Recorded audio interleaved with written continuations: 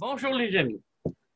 Je ne suis pas sans penser que mes propos ont des répercussions à l'infini. Vous savez, sur Alpha du Centaure, il commence seulement, peut-être, à recevoir les émissions de radio de 1939 où l'on entendait parler Hitler. Alors, vous savez, la Terre, c'est peu de choses. Et moi, je parle pour l'univers. Alors, c'est Nicolas Lehoux qui m'interviewe et je lui laisse la parole. Merci André, merci d'être parmi Bonjour. nous. J'apprécie vraiment ta présence et votre présence à tout le monde. Alors, je vais revenir un peu sur la Terre avec quelque chose de concret. Dernièrement, j'ai eu une discussion avec Sam et il me parlait de son phalange Terre.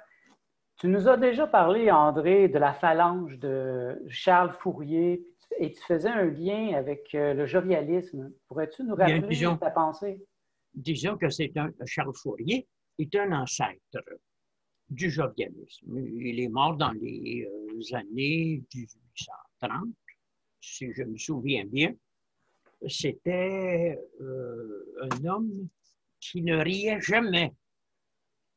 Mais, curieusement, c'était un jovialiste avant la lettre. Alors, cet homme avait conçu une micro-société qu'il appelait le phalanstère. Alors, le mot phalanstère venait du mot phalange, qui, on le sait, était l'unité de combat grecque à l'époque d'Alexandre le Grand, et du mot monastère, qui était un endroit où les gens se réunissaient pour prier et pour travailler. Fourier est un ancêtre du socialisme de Proudhon, de Marx et de Engels. Étant un socialiste, on ne peut pas dire que son désir est d'aider l'individu, comme c'est mon cas. Moi, je travaille pour l'individu éveillé et non pas pour la société en général qui est comme un boulet que traînent derrière eux les individus éveillés. Donc, en ce sens-là, Fourier ne promeut pas l'existence individuelle superjective. C'est un homme qui a le sens du groupe, de la société. Mais ce qui est typique de lui, c'est qu'il voit la société comme les alvéoles d'une ruche et que chaque alvéole est une unité de plaisir, de création, de fusion sexuelle. On a même parlé, en ce qui concerne Fourier, de socialisme érotique. Et le phalanstère demeure une entité plus grande que la famille que nous connaissons, avec le papa, la maman, la bonne et les enfants, et plus petite que la société, par exemple, d'un pays. Cette disposition rejoint ce que j'appelle dans mes publications l'individualisme communautaire. Mais rappelez-vous, Fourier est un socialiste. Je ne le suis pas. Fourier annonce une nouvelle façon de vivre, opposée à la civilisation, et qu'il appelle l'harmonie sociétale. Plusieurs personnes à travers le monde ont tenté de créer des phalanstères. Sans un énorme succès, rassurez-vous, il n'y a jamais eu de phalanstère qui a duré plus que quelques années. Ce que je propose, c'est véritablement une métaphysique du bonheur. Et une telle métaphysique ne se soucie pas de la politique. N'oubliez pas que Fourier était politisé, ce qui n'est pas mon cas. J'ai écrit un magistral ouvrage en 3 volumes, anti-politique.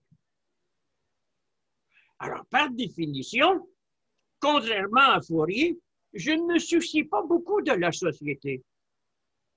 Je ne me soucie pas beaucoup des autres. Je me soucie surtout des amis de mon essence, c'est-à-dire de ceux qui consacrent leur vie à l'éveil et qui veulent vivre de l'absolu. Ce sont des mots qui étaient ignorés de Fourier. Fourier n'est pas un penseur de l'absolu. Il est même un peu loufoque. Ses disciples, à l'époque, auraient voulu expurger ses textes de toutes ces allusions invraisemblables, par exemple, à la transformation de l'eau salée de la Méditerranée en limonade. C'était exagéré. Mais il faut dire que Fourier était un homme seul. Quand il rentrait chez lui, il était seul. Et que les seules personnes qui l'écoutaient étaient ses frères de la franc-maçonnerie.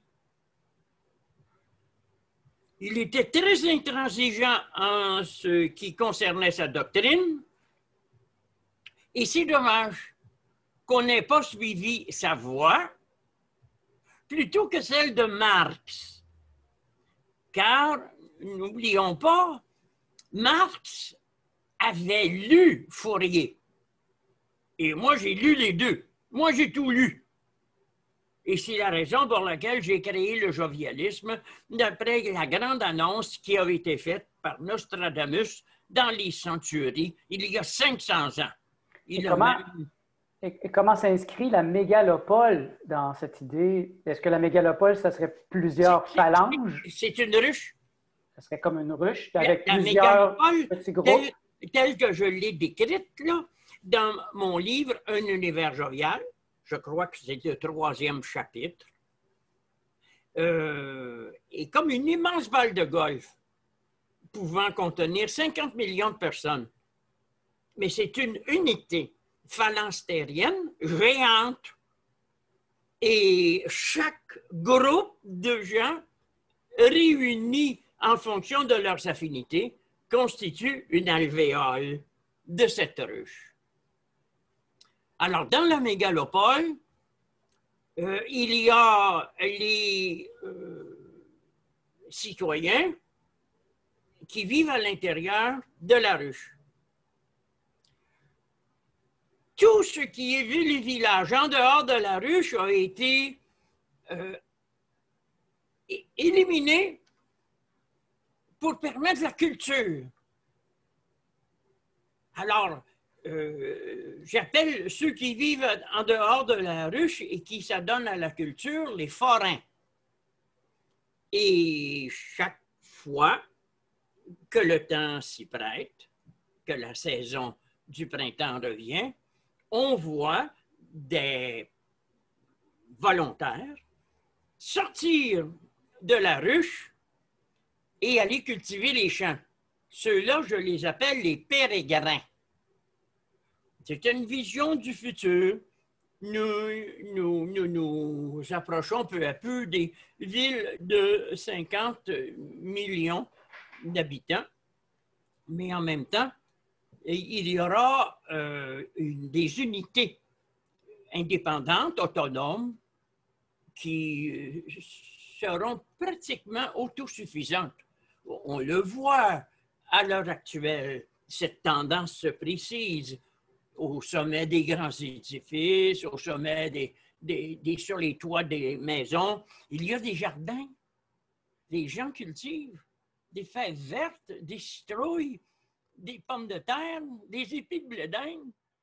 Alors, on s'en va dans cette direction-là. Vous la voyez, la dimension, hein? Il y a une globalité.